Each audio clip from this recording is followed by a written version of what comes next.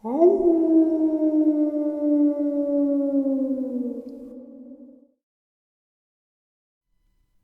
greetings and salutations, everyone. I hope everyone is doing well today.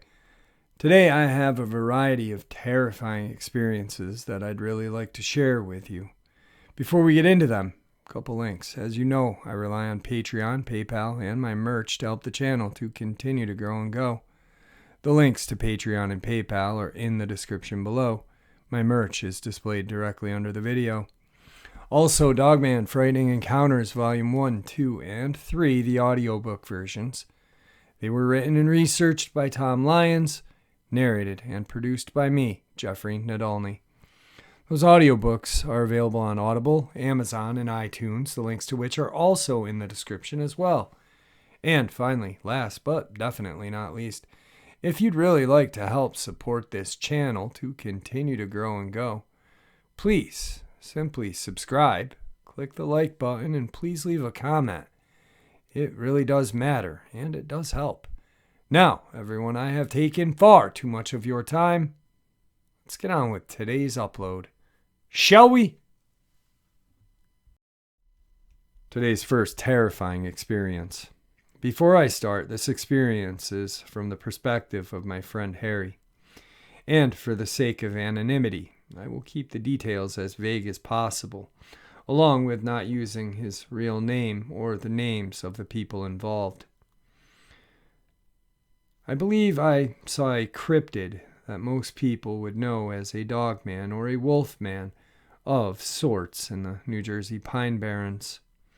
A little bit about myself. When I received my license at the age of 17, I started to spend a lot of time outdoors, hiking all over the East Coast, but mostly within the New Jersey pine barrens, since I live in New Jersey.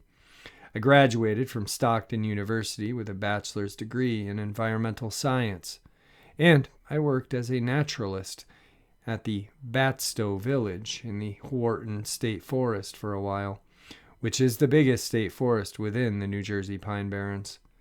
I got the job before my internship ended due to my knowledge of plants and animals.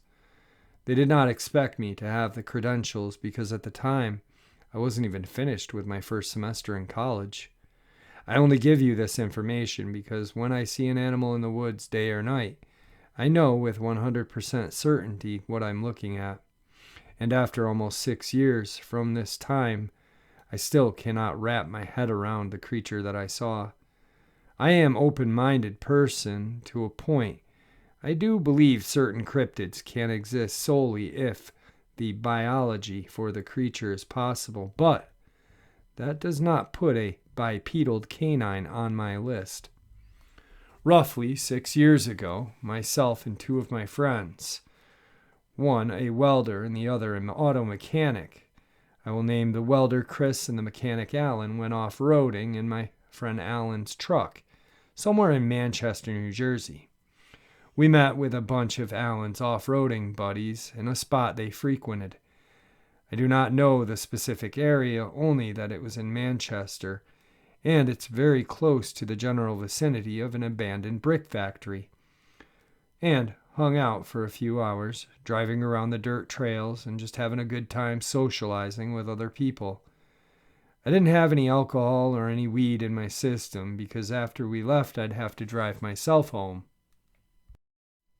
I was sober along with my friend Alan, but my friend Chris was a bit high. We were beginning to leave, and as we were taking the trails to get back to the main road, my friend Alan asked if I could help look out for deer. He was driving 35 miles an hour on this dirt path that's pretty wide open, about 30-ish feet wide, and we're dead in the middle in case he did have to respond to a deer jumping out of the tree line. A few minutes go by, and I spot a deer running alongside the truck, but within the tree line, so my view of it wasn't more than a dark brown patch of fur.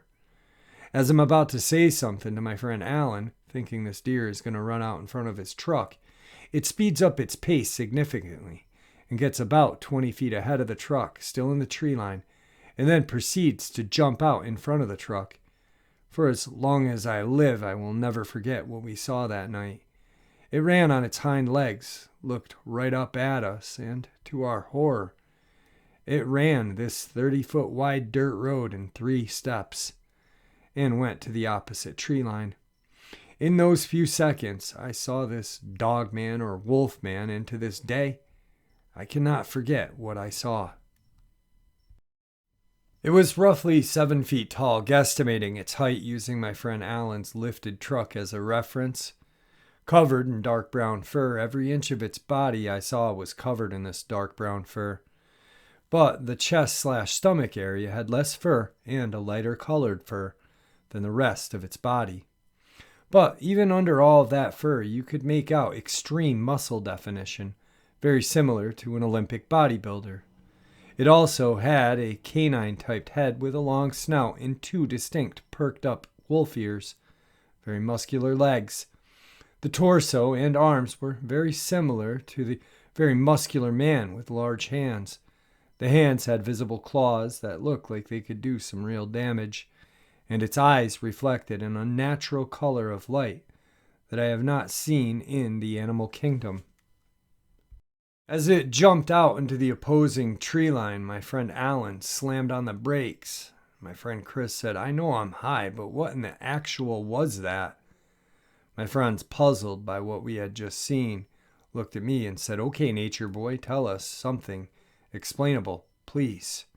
I sat there dumbfounded and told them I didn't have an answer based on reason or science, or anything I could logically think of, and my friend Alan hightailed it out of there. To this day, my friend Chris has convinced himself that it was a hallucination because of the pot, and my other friend Alan, who does not believe in the supernatural and absolutely refuses to have an open mind, does not speak about this event and pretends it did not happen. To this day, I still have no logical explanation for what we saw. I don't believe that a bipedal canine creature could logically or biologically exist, but what I saw was something matching that description with my eyes. It was very real. Today's second half of that experience. My name's George, and I believe I had a similar encounter to Harry's. It was close to where his first encounter was, which was close to that abandoned brick factory in Manchester. To start off, my brother had taken me to this place before with Harry, and I thought it was pretty cool, so I decided to go back there with a group of friends one night. To my horror, we encountered something that I never thought would be real. So, like I stated, my friends and I came back to this abandoned brick factory to explore it shortly after my brother took me and his friend Harry. He warned us never to come back there at night, but we didn't heed Harry's warning seriously to never come there at night. He told me it was because he had some experiences there that haunted him for a long time, thinking that he was joking around about it. But fast forward to the experience, my group of friends and I decided to go to the brick factory. When we arrived, we decided to go towards the path that leads to the brick factory, and as soon as we got there, we felt an eerie presence, and we felt like we were being watched. My friends and I were a little spooked, and as our eyes darted all along the wood line, I spotted something. In the wood line up ahead, I saw something that shouldn't be possible or shouldn't exist. To my horror, there was what looked like a werewolf. Its piercing yellow eyes were staring into my soul. It gave me the creeps when I was looking at it. To describe it, it was very tall, abnormally tall. I'd say 9 or 10 feet at the head, with large wolf-like or dog-like perked ears and a long snout. Its body was similar to a bodybuilder, with large muscles that were visible through its massive fur standing there. But its head was similar to a German shepherd or a wolf. Its hands ended with claw-like digits. I blinked to make sure this was not my imagination, and to my horror, my friends reacted to it as well. My friends also saw this eerie presence. We were all startled. To me, it felt like it was beckoning me to come closer. Its stare was just quiet, soul-piercing, which both weirded me out and gave me a sensation a deer would have when seeing headlights. It felt like it was waiting for the perfect time to strike, and I felt a primal sense of fear when looking at this creature. It kind of also reminded me of an Egyptian jackal, except this shouldn't be real. The creature didn't do anything but stare at us and make us feel intimidated. And once we felt like it was gone, we ran out of that area. To this day, I'm still not exactly sure what I saw, but when my brother showed me an illustration of a dogman, it made me shudder with fear. Whatever I saw that night looked just like the illustration my brother had shown me. And to this day, I'm still in disbelief. I'll never go to that location again. I felt like I was endangered the entire time, and felt like this creature was trying to intimidate us and warn us not to come back to its territory. In conclusion, I don't know what I saw that night, but I hope I never see it again. And things really do go bump in the night. Be careful out exploring the Pine Barrens, and never go to an abandoned brick factory at night. Today's second terrifying experience. Okay, so I'm in Venezuela, and it was 1998. I'm 7 years old, and I'm playing with toys in the kitchen of my parents' apartment in Caracas. We lived on the 9th floor. It was sometime after midnight. My sister, who was 13 at the time, doing dishes, when something at the kitchen window grabbed her attention. She walked over to the window and opened it and looked straight down, and after seeing something below, gasped and passed out. I saw everything and dropped my toys and walked over to the window to see what had happened.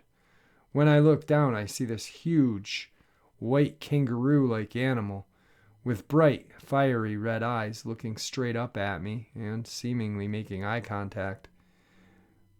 My 7-year-old chuckles as I say, "Wow, kangaroo." I try to wake my sister, to no avail. I go and grab my dad out of his room. We never talked about it again, and some part of me forgot that it had happened, and another part remembers sometimes and thinks, what a crazy dream. 20 years later, and we now live in the United States. We're having a few drinks and telling old stories. My sister out of nowhere starts to tell this story that she had never told anybody about a time that she saw a white demon with fiery red eyes that looks like, and before she even says it, I say kangaroo. And she looks at me, shocked, as I was, and she asks, "How did you know that?" After I explained to her everything and how I never mentioned it because I thought it was a dream and never thought it really did happen, she starts to cry and tells me that she'd passed out because she knew it could never have been a kangaroo because we lived in Venezuela and because white kangaroos don't exist, and had naturally assumed it was paranormal or demonic. My 7-year-old self was not scared because I really thought it was a kangaroo. To this day, we both don't know what we saw.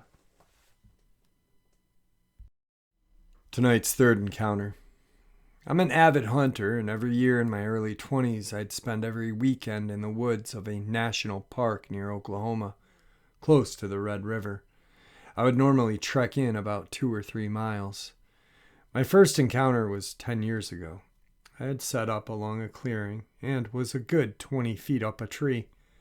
As dawn was approaching, I had a large 12-point buck slowly coming into the clearing, about 300 or 400 yards off. I let it come closer and took aim and shot it in the kill zone through the heart and lungs with my .30-06 195 grain ballistic tip round. After watching it fall through my scope, I slung my gun and was ready to climb down out of my tree stand. I watched this deer get up and run back into the woods on 2 legs. I had no idea what had just happened. I'd heard stories of things like this in my youth from my grandmother, who's half Native American, so I got out of there as fast as possible. A few years later, I was in the same area hunting. I had set up my stand and ladder the previous day. At around midnight, I hiked out to my stand so I could be ready for dawn. I got into my stand around 2 in the morning and waited patiently. After a couple of hours, around 6 in the morning, 30 minutes till sunup, I heard something grab a hold of the ladder. Then it sounded like something was climbing up my ladder. I pointed my rifle straight down and fired. I hit something on the first shot. I heard a scream, so I naturally emptied the rifle, still pointing straight down the ladder. I did not dare look down in fear of what I had heard, locking eyes with these creatures. I pulled out my .357 Magnum revolver and proceeded to empty the cylinder toward the sound of movement I had heard. Once that was spent, I reloaded it and continued the barrage. There was still something out there that I could hear. I had one gun with ammo left and pulled out my 9mm that I kept for self-defense. Just in case. I fired a few rounds toward the noise I had heard. Then I waited until morning, a few rounds left in my 9mm and clutching it for dear life. When morning came, I looked at my surroundings and climbed down the tree. Around the tree stand was a dark blackish blood, and it went off deeper into the woods. I hiked to the trail as fast as I could, and when I got there, I saw someone else in the distance. He was going the same direction I was, and he also looked scared. I reloaded everything while he was closing the distance, and once he got closer, I asked him if he was heading out too. He told me he had heard a lot of gunshots earlier and a scream. I asked him where he was posted up, and he pointed in the direction that I saw the blood trail go. He said he had heard something run by him after the gunshots stopped, and when dawn hit, he saw something animalistic running around on two legs.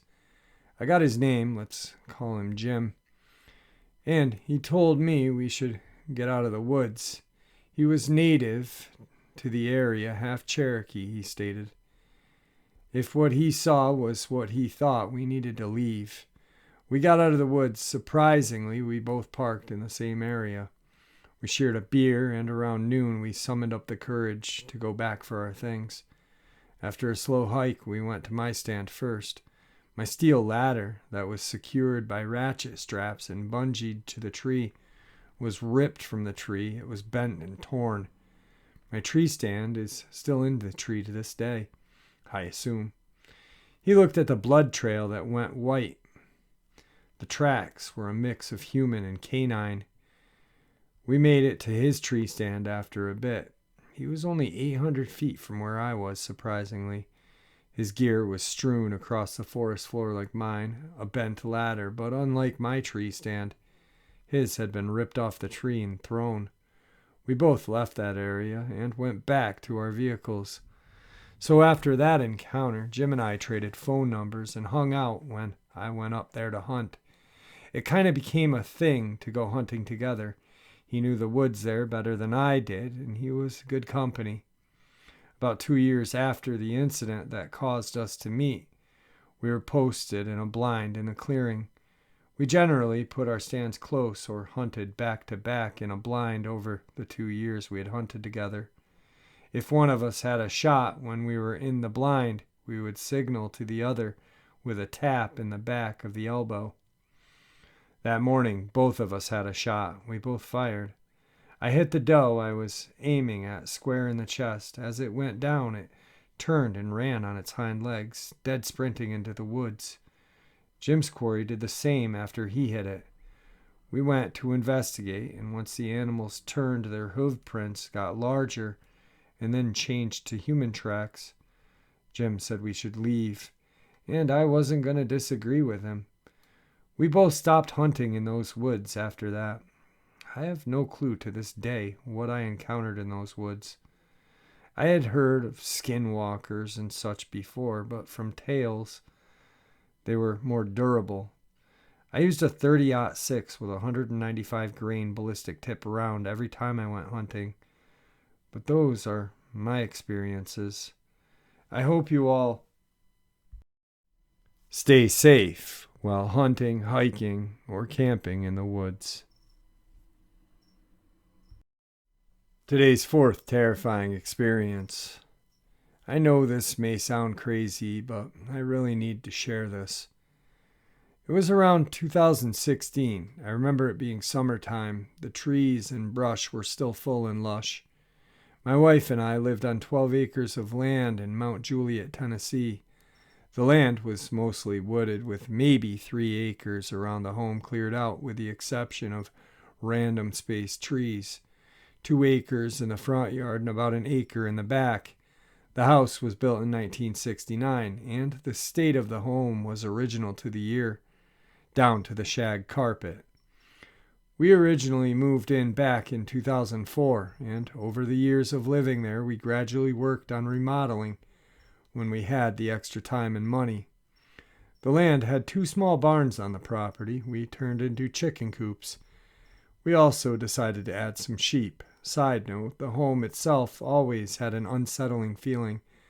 The basement had a dark, evil feeling, with a freezer full of animal carcasses and a gallon bucket of frozen blood that was there when we moved in. But that's another story of its own. So over the span of living there, we had problems keeping our chickens alive. We couldn't find how something could be getting in. One day we got home from grocery shopping in the early afternoon to find all our chickens dead and spread across the backyard. It didn't make sense. We had that heavy-duty hardware cloth wire caging that was torn like something crawled through it. We were concerned and weren't sure what to do. After all, we had sheep to worry about as well. I began setting out at night and different times of the day when I had time. I thought maybe I could hunt whatever it was that was killing our animals, but nothing ever showed up. We kept a close eye on our sheep the best we could, making sure they were as well protected. That was until one random morning we went out to feed them and found them out of the stable lying in the backyard not moving. We still don't know how he had gotten out. There was no marks or explanation for what happened. The only thing coming to mind is fear-induced heart attack.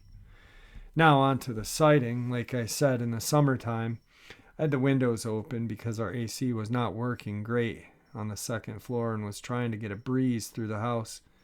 My wife was at work. Meanwhile, I was working, putting our laundry away in the upstairs bedroom. I began hearing this deep growling sound and slightly higher pitched growl sound with it. I couldn't tell what it was, so I stuck my head out the window to listen better. I could hear something coming from the woods on the right side.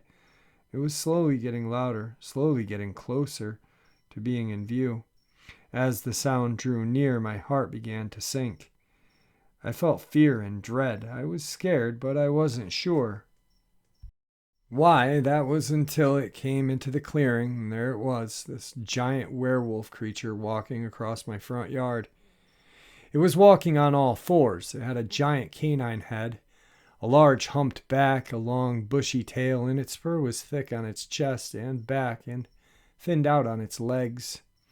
As it was walking into the front yard, I was able to measure it up by walking past a tree. It was at least 5 feet standing on all fours to its shoulders, so I imagine it being 7 to 8 feet tall on its hind legs. The slightly higher pitched sound was coming from behind it. Following behind was an identical pup. I was in such shock I couldn't move, frozen in what I was witnessing. I didn't even think to try and photograph it. I guess at that moment, I didn't want to miss anything. It carried on across the front yard, going deeper into the woods. I told my wife about it and never saw it again after that day. Also never went outside without protection after that, and we ended up moving out in 2018. Tonight's fifth and final experience. This experience happened to my mom and dad in December of 2018. They were coming back home from eating out. They pulled into their driveway and parked. The area where they live is moderately wooded and on a large plot of land, maybe 20 acres or so. They got out of the car and started to walk up to the door when they heard a blood-curdling scream coming from only 10 feet away. Not only was this scream terrifying, but it was extremely loud. My dad is a state trooper and served in the United States Marine Corps, so not much actually really scares him. He's the guy to watch a horror movie at 3 a.m. with all the lights off and the curtains open. However, that night, he said he was genuinely terrified. They snapped out of their trance and ran inside, and he came back out with his gun and got in the patrol car and started to check the area out. He shined his spotlight down into the pasture and around the property, but couldn't find anything. The fact that he did this is alarming because he would never pull his gun out if he was joking, which he has done multiple times. I've only seen him actually pull the gun out 2 other times in my life, and this isn't the only experience. Only about a week after I came back home from college from winter break, I sat on the front porch one night drinking a cup of coffee and reading a book when I heard something eerie coming from the pasture to the east of the house. The house faces the south. It sounded like creaking, but there was no wind blowing, and I knew the area clearly, and there wasn't a hanging branch or anything for that matter that would justify the sound. Even though it creeped me out, I refused to think about anything of it and brushed it off as strange but explainable. Thoroughly chilled, no pun intended, I stopped reading my book because of bad lighting from the Christmas lights and went inside. After a while, I found I had forgot my book outside and went back to grab it. This time, I heard low, poor howling. The only canine creatures that live around this place are coyotes, and when you hear them, it's a mixture of yips and short, pitchy howls. Hearing it and having my fears proved that it was some otherworldly being, I grabbed my book and ran inside. 20 minutes later, my brother comes home from his friend's house, walks in, and doesn't say anything other than, "Hey." I tell him what I experienced because we have all experiences that we tell each other that creep each other out. To my surprise, he said he had heard the same thing just a couple minutes earlier when he was walking inside. The sound had moved from its previous location southwest of my position and was now in the northwest corner of the property. He said that the sound was long, deep, but poor or weak, kind of like the one I had heard. My brother seemed more spooked with his encounter than I did with mine. He said that the duration was so long and it just sounded like fake, like a poor imitation. After that, there weren't any more sightings the entire time I was home. It has since been ruled out as deer since we have a lot of them and they make some strange noises, but after glancing through the internet, I feel like it may have been a cryptid of some sort. We do live near a spot where Native Americans hold powwows, and there is a house in our neighborhood that was built on a Native American burial ground, allegedly. So it wouldn't be a surprise that this may be the case. I've had other experiences with strange sounds and being whistled at in the dark of night, but no sightings so far. And bonus encounter to end the night with. This happened to my friend and I when we were in northern Utah. We had just gotten our campsite up at around 4 p.m. My friend needed to go to the bathroom, so she walked a little into the woods by another campsite that was empty. As she was walking up, I saw her stop for a minute and look around. I asked if she wanted me to go with her. We're both girls, and she said she was fine. Went to the bathroom and came back. Later that night, we're sitting around the fire with 2 other friends, and she seemed kind of on edge. I started poking fun at her, as that's how we joke with each other, and she told me she had seen something just past the tree line as she was walking up to go to the bathroom. She described it as having pale skin. The face looked like the mix of a human and a canine and had black eyes. It was hunched over on all 4s. Its back legs looked distorted, and she said that she could tell it would be tall if it were to stand on its hind legs. She could see its spine protruding from its back. While telling her sister what she had told me, she also said that while she was up there, it walked directly in front of her, stopped, and stared at her. So she just cleaned back to our campsite. Her sister says It was most likely a hairless bear or coyote, although bears aren't super common up there, or a wolf with mange. I personally don't know what to think. I'm hoping someone can share some knowledge. All right, guys, there you have it. Today's terrifying experiences and today's terrifying upload. I hope you guys enjoyed it as much as I enjoyed sharing it with you all. And I'd like to thank everybody for tuning in and showing support for the channel. With that, may the Great Spirit watch over us all. May He guide us down that path that, well, we call life. Till later tonight, my friends. Till later tonight.